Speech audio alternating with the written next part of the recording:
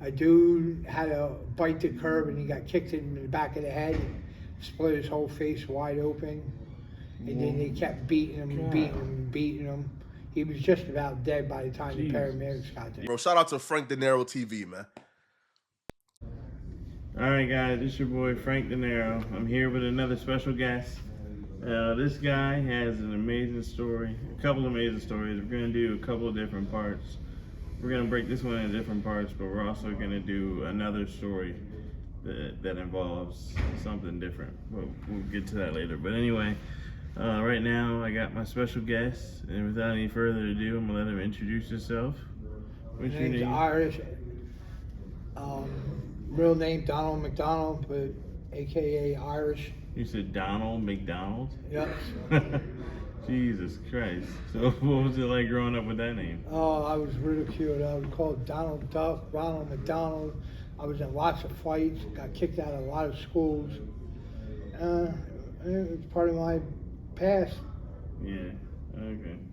So where'd you grow up at?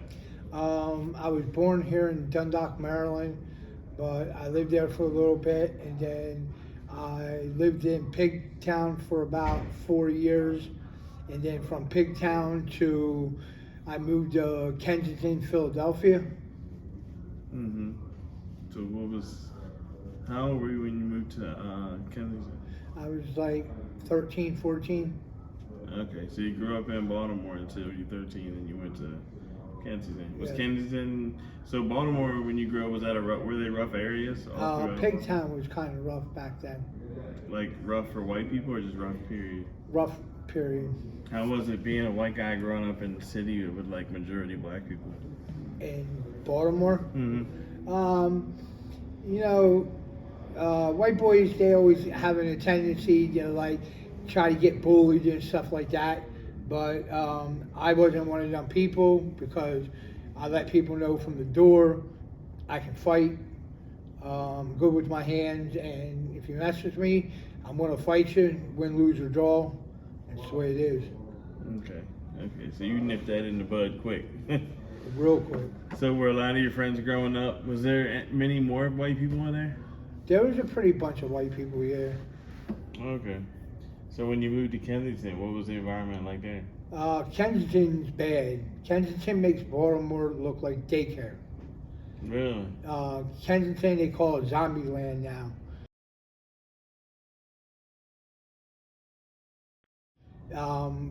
Our block would have I come out my front door and people would be sleeping on the sidewalks, up and down the streets. On K2, and then heroin started getting real bad with the fentanyl, and at that point in time it was mainly all heroin, so it wasn't as bad until like the recent last 7 years when I was living there. It's horrible. It's like all Kensington Street is nothing but people just sleeping on the sidewalks, on the curbs, on doorsteps, door patio things for the stores. The cops let them get high down there. They watch you stick needles in your arms right in front of them. Wow. They don't do nothing because they got too many more problems than that. There's a lot of robberies going on, and yeah, it was rough. So what was like the craziest thing that you saw that you can remember when you were coming up? I think the craziest thing I seen was a dude had to bite the curb and he got kicked in the back of the head, split his whole face wide open, and then they kept beating him and beating him and beating him. He was just about dead by the time the paramedics got there. You ever seen the movie, I think it's American History X? Yes, that's exactly what he did. God damn. Jesus. And how old were you when you experienced that? When you I saw was that? like 16. Jesus, man. Okay, so it's safe to say you had somewhat of a traumatic childhood, I guess, right? Yeah. Did you ever see anyone get shot? Oh yeah, if you see people get shot left and right all day. Wow. That is just common. Like if you didn't hear sirens on your block, it wasn't a normal night. And when you moved to Kensington, was it more black people, or was Oh or yeah, more white? I mean, it's more black people. You got Philadelphia is known for the Muslims, oh, okay, okay, so Philadelphia is all Muslims. okay. Unless you live in like Kensington area, then it's every race high on drugs. They have a park called Needle Park What? where people go to get high, and there's on the ground there's probably 5,000-6,000 needles laying on the ground in the park. People sleep in the park, everything.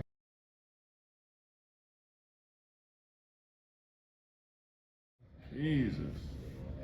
So, when you were coming up, were you getting in trouble a lot as Yeah. a kid? Yeah, robbing stores, doing home invasions.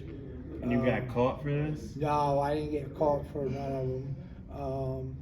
Running around with a gun on me, pistol whip a couple people. Then I started getting into the drugs.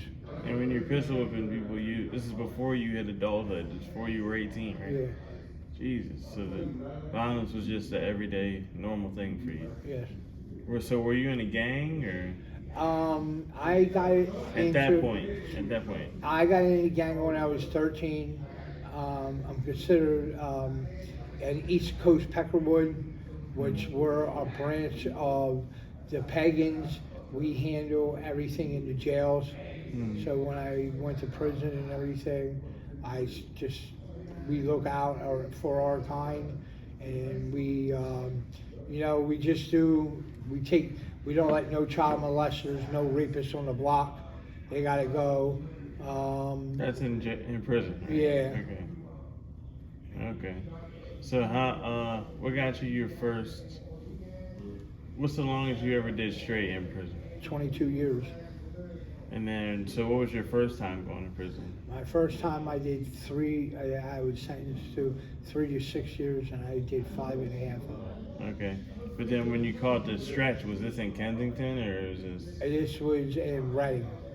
Is that Maryland? Or? No, it's PA. Okay. So you caught that, what was the charge? I caught it 2nd-degree homicide. Okay. And you were about how old then? I was like 21. And 21. And you caught your 2nd degree. Was it just you involved? Was it Yeah, me and my girl went to a club, and my buddy was the DJ there. So when he would have to go to the bathroom or go get a drink, he would have me jump on stage, and I'd put a record on for him. So I was on stage, and I seen my girl arguing with this dude. So I jumped down and said something to the guy, and me and him kind of tussled back and forth. Then I got back on the stage a little later that night, and I looked down and I seen my girl slap this dude and throw a drink. Guy? Yeah, and she threw a drink in his face. So when I got down, I asked my girl what happened. My girl said he grabbed her ass. Mm-hmm. So me and him went outside. We were going to fight outside, and he went to reach for his stomach for his gun, and I had a .40 caliber in my back, and I pulled it out and I shot him 3 times in the chest. In like your back waistband? Yeah. Okay, so you said you had a 48? .40 caliber. 40 caliber. So what is that, like a revolver? Yeah. Or with a clip? Okay. Yeah. So how many times? Where'd you shoot him in his body? In his chest 3 times. Okay. Damn. So when you did that, did you like panic or what was going through your head? I got a little panicky because he did shoot me once. He shot me in the leg. Oh, so he pulled the gun too? Yeah, he Who pulled pulled his gun first. Okay. So I seen when he pulled his gun, I reached for mine and I pulled mine out and I banged him in the chest 3 times. While I was doing it, he shot me once. He shot me in the leg with a .38 caliber. So afterwards, I wasn't more scared. I was more like in shock because I got shot, and I got shot right by the main artery in my leg. And I didn't have my girl take me home take me to the hospital right away. I had her take me home, and I had a bunch of coke, and I did a bunch of coke to numb the pain. Yeah. Then I started losing too much blood, and I started feeling really woozy. I was like, all right, honey, it's time to go. So we went to the hospital. As I was in the emergency room getting ready to go back, they brought this gurney in, and it was him with a sheet over top of them. Damn. So then the police came. The police asked the nurse at the nurse station where I was, and he told me my room. And he came in and he said, "Mr. McDonough," I said, "What?" And he said, "You're being charged with second-degree homicide. Well, first-degree murder." And I was like, "What?" And he was like, "Yeah, first-degree murder." So they handcuffed me to the bed. Yeah. Damn. So, so you were in the hospital, and then the biggest coincidence ever, the guy that you had ended up shooting and killing, they wheeled him by you with his face covered or with his whole body covered, dead. They end up wheeling him right straight past you in the hospital. Yeah. Wow, that's crazy. Okay, so then when you ended up going to prison, then that was your first time going to prison, right? Yeah. Because you had done jail time, Yeah. but this is your first time really going to prison. Yeah. And how old were you then? Now at this point? 23. Okay, so you were 23. So what was and this was still in PA, right? Okay. So what was going through your head once you actually on that? It's a bus ride, right? It's called the Blue Caboose. Okay, on the Blue Caboose. So what was it like when you get off of it? What's that like? Is it really like in the movies how they have people banging on Well, no. So what Looking through the happened fence. in our jail, we go to Graterford, which people probably know what Graterford is. Graterford was considered the biggest prison in the United States. It houses 5,000 people, 800 per block. So when you go in, you pull in a Sally Port thing, and you look. When you get there, you see this big concrete wall. It's 40 feet above the ground of concrete. And then they got 40 feet of concrete below the ground too. So when you pull in, you hear the gate shutting. And when it does that, then over the loud mic you hear, "Welcome to the fort." And I was like, "Oh shit, what am I in here for now?" Damn. So they took me in, and then the first question they ask you is, "Where do you want your body sent?" What? And I was like, "What are you talking about?" She said, "Well, we got to ask you where, in case you die in here, where do you want your body sent?" I said, "I was planning on taking it home with me, really." And the nurse laughed, and I said, "I don't see nothing funny about it. I'm 23. Yeah. I don't think there's nothing. I'm in the big boy box now." Mm-hmm. So when I get to the block, they open the door, and it's a football field's length on one side of the block. Then there's another football field's length on the other side of the bubble, the bridge. So I come in, I got my new boxers and stuff like that, and t-shirts. I'm walking down the corridor, the hallway in the block. I got people hollering at, "I got 2 soups for the white boy. I got 2 soups and a honey bun for him. You want to sell your boxers? You want to sell your t-shirts?" I'm like, "Oh." Okay. So immediately people started wanting to buy your brand new items, I Yep. guess. So that's a hot commodity, I guess, Yeah. when you get in there. People start trying to buy your anything new, I guess, Yep. your new property. Okay. So what was it like? And when you said that okay, you said it was a football field length. Was this like a dorm, or was it like cells along the whole thing? Cells, you got 400 cells on each side of the tier. Okay. And then when you get to the bridge, there's another side of the tier. That one has 400. So it holds 800 inmates at one time come out on the corridor, like rec room. Yeah. The 800 people come out at once. And you have Bloods, Crips, Aryan Brotherhood, Pecker Woods, Latin Kings, Disciples, MS-13s. You got them all there. So there's fights going on all the time. People get stabbed left and right. People get stabbed in the face because they use that phone and you're on his phone and stuff. Yeah, it was crazy. And that's just classification. Then you go to camp, that's where you get your number. Then you go to Camp Hill, which is classification. That classification means they do a check on you and they see what level jail, custody level jail you need to be at. Max, super max, medium, or minimum. So when I went in, I got put in max. Because of your charge. Because of my charge, I had to stay behind the wall. So then I got shipped from. What does that mean, behind the wall? You gotta be where you gotta be a jail that has a concrete wall. Can't have just a fence around it. Okay. So I went from Camp Hill to Dallas. Then I left Dallas and I went to Retreat. Then I left Retreat and I went to Fayette. And from Fayette. And these are all different prisons? Yeah. All in PA? Yep. I went from Fayette all in Pennsylvania. To Greene County because with me being a Pecker Wood, I had to do a gang unit program for 18 months. Then from Greene County, they shipped me to Retreat, and then I went from Retreat to Phoenix. Then from Phoenix, I went to Rockview. Man, okay. Jesus, that's a lot of different prisons. So which one did you stay at the longest, do you remember? Rockview. Okay.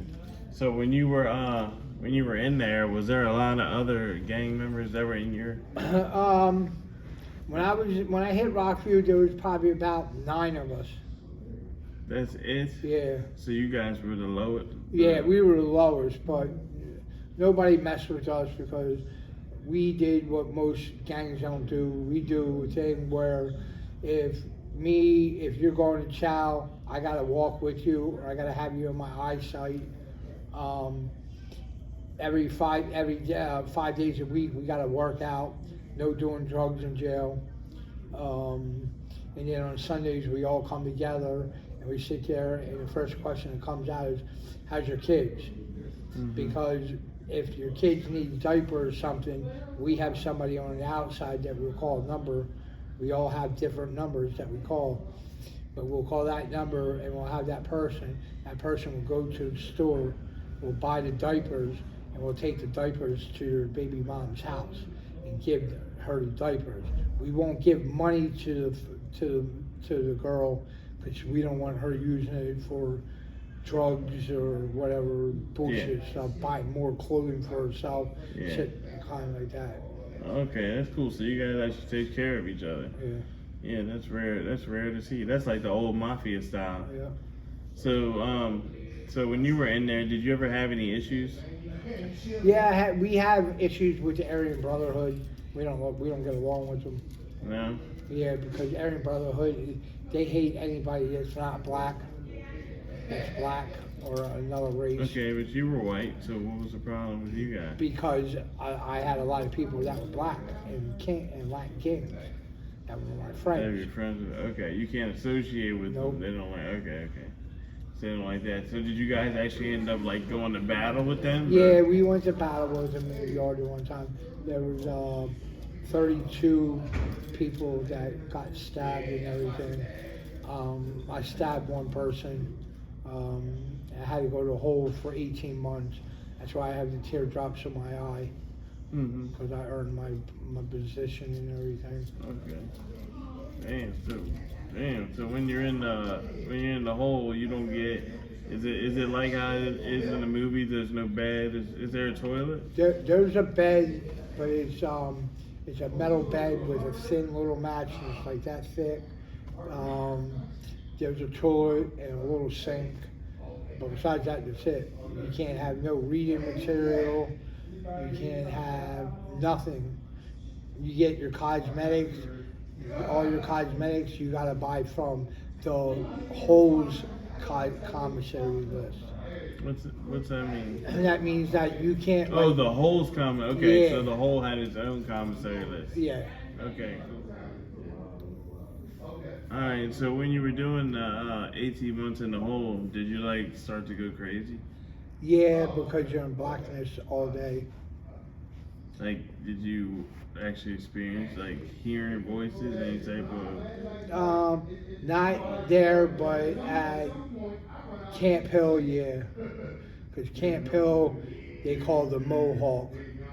And the Mohawk got its name because when they took you to your door would be cracked open just enough for you to slide through. And your cellar used to grab you by your hair and pull you in the cell. And people would start to miss parts of their hair, chunks of hair, so they called it the Mohawk. So why were they pulling them in the cell by what? They pull them in, your cellar pulls you into the cell. Why?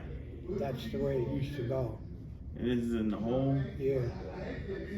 Okay, so did the door only open up a certain amount? Yeah, certain, just enough for your body to get through the door. So what if someone was bald?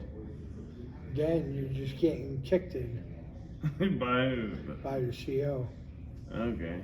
So the first guy who's in the hole in the first time, the first person who enters the hole before the guy, in order to rip someone in, how does he get in? He gets kicked in. Really? Yeah, because they see down at Camp Hill, the guards play this game where you got to go down these 3 steps to get to the bottom level of the hole. So there's a red X at the corner of the stepway. So they'll kick you down them steps, and they'll bet on with the other CO that he can kick that person closest to that X. Jesus. And you have rats that are like that big. You got cockroaches that stand up and give you a high five. Jesus. This is in the hole though. Yeah. But in the regular. No, it's the same way. Really? Yeah. So when you finally got out of the hole, you went in the hole for what? Stabbing the guy, right? Yeah. Did he tell, or they just called you? They saw you on camera? They saw me on camera. Okay. It's called a jailhouse sentence. Mm-hmm. If you die, then the family has the right to have charges pressed against you. But if not, they call it a jailhouse sentence. Okay, and then I've always heard the jailhouse lawyers. Can you be represented by one of them for this? Yeah, I can, but I won't, because 90% of the jailhouse lawyers that you hear about, they're not around anymore. They've died and gone. Like, you have the new ones that are coming up in age, and they think they can do the jailhouse lawyer stuff, but they're not all there yet. They don't know everything about the law, and I'm not going to have somebody step in for me as my lawyer that doesn't know everything about the law. Yeah. Okay. That makes sense. But it's a different type of law though, because it's inside the jail. So it's not like Yeah, real. but when you go to like, you gotta go see your hearing examiner before you go to the hole. She's the one she's like your judge. She's the one that can sentence you to 30, 30, and 30, which means you lose commissary for 30 days, rec time for 30 days, and your TV for 30 days. Or she can give you cell restriction, where you just can't go out of your cell for a little while, or loss of privileges, means you can be on the block, go out on the block, but you just can't go out to the yard. But yeah, you can't use a jailhouse lawyer there. Okay. Damn, that's crazy. Okay, so when you were in prison for the 22 years, when you went, you were 23, right? Okay, you did. So you almost did as many years as you were on the street when you were free. So when you came out, would you say that you were institutionalized? I still am to this day. I got out when I was 45. I'm 51 now. Jeez. So I've only been out 6 years. I got 13 years of parole still to walk off. How long parole did you have when you got out? 20 years. 20 No, years? 18, I'm sorry. 18 fucking years parole. Yeah. Jesus. So how many times did you go in front of the parole board until they finally... None. So I'm on parole. I have a parole officer. Yeah. No. Okay. So when you're in prison, don't you normally have to go through the parole board to get granted parole? Yeah, that's when you're coming out of jail. You go in front of a parole board. And you have a parole hearing with just a one-on-one, or you can take a full panel. A full panel means you can have 8 people there. If it's a violent case, you gotta have 5 votes. If it's a non-violent, you gotta have 3 votes, which is normal. You normally always get to, if you get the jailhouse recommendation, that's a vote. If you have no write-ups on the block, you have a problem on the block and stuff, they look into that. That's why I didn't make parole on my 20th year, because I went to the hole for the 18 months, and then I also went to the hole for the 9 months. So I had 2 different write-ups, so they seen them, and they looked at me and they asked me about the write-ups, and I told them the truth. So when I told them the truth, they said, all right, we'll get back to you. So then when you're done having the talk with the parole board, then they have up to 6 weeks to send you your green sheet. And I always tell people, if you get a green sheet with just 1 sheet of paper, you didn't make parole. If you get a green sheet that has a staple in it, you made parole, because they're the rules and regulations that you gotta follow. Okay. And then once you get granted a parole, how long does it take for them to actually release you? About 2 weeks. Maybe 2 weeks to a month. If you're going to a halfway house, they gotta wait until a bed opens up at the halfway house. So whenever the bed opens up, you can go. It could be I could put it for a halfway house and get sent out of here in 3 days, because they got a bed for me already. Okay. But it just depends on what halfway house you're going to, and how much traffic they have, how big the turnover rate is over there.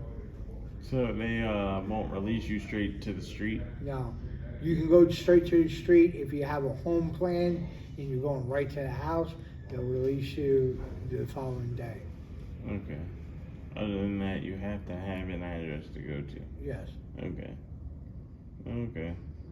So when you were during your time in jail, what would you say, like, what's some of the crazy shit you saw? Like, did you ever see I think when they heat up the wax? Yeah, I've seen, back then when I first came in, they had baby oil. So they would heat the baby oil up, and I've seen the baby oil get thrown in the dude's face. So when he went to grab his hands like this and pull him away, his skin was peeling off his face. Jesus. Then I seen a guy. You could see it? Huh? And you could see his skin peeling? Yeah. It was just straight blood? Yeah. Then I seen a guy that Did you see him after? Yeah, he had skin grafts done.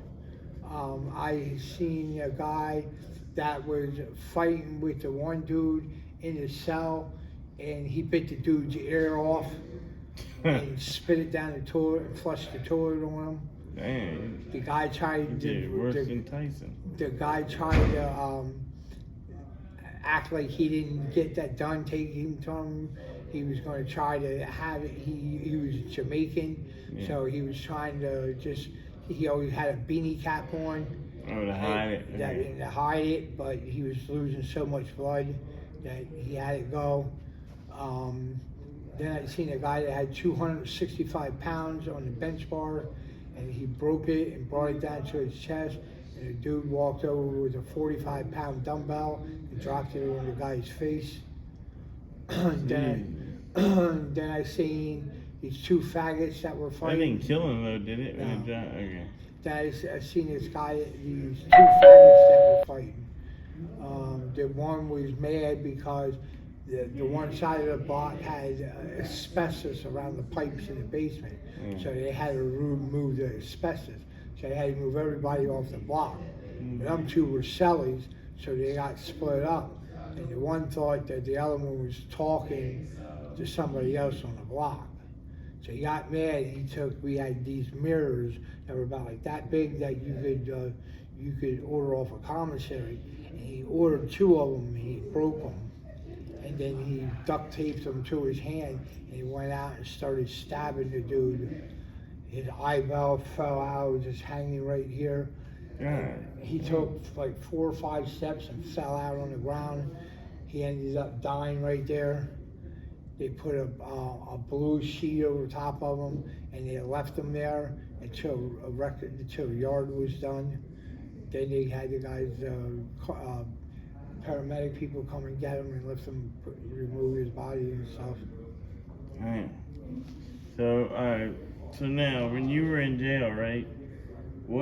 Explain to the people that don't know, what is it when an inmate says they're gonna shit you down? Okay.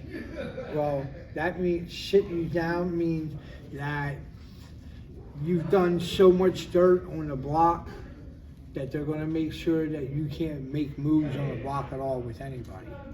Mm-hmm. It means you can't go to... No, not sit you down. Shit you down. Yeah. Yeah. Means that you can't go to the store guy that runs a store on the block and get commissary from him. It means you can't play football tickets. It means you can't get the guy that makes the extra pillows and blankets and works in the laundry. You can't get nothing from him. The guy that works in the sewing shop, you can't get no extra t-shirts, no underwear, no socks. You're just shut down on the whole block. Okay. That's it? That's all it means? So what is it then when they take, what do you call it? When they take like actual human feces and use it as a weapon? Okay, that we call, in PA, because in Maryland they call it shitting them down. Okay, in PA, we call that crazy cycle. Okay. That means that what they're doing is they're playing the crazy scene where they'll take the shit, they'll smear it on themselves, smear it on the walls, cover the cell with shit all over it, so the COs won't come into the cell. Because the COs won't go in there unless they absolutely have to. They'll let him lay in his own shit, because he'll get sick of the smell sooner or later, and he'll clean it off.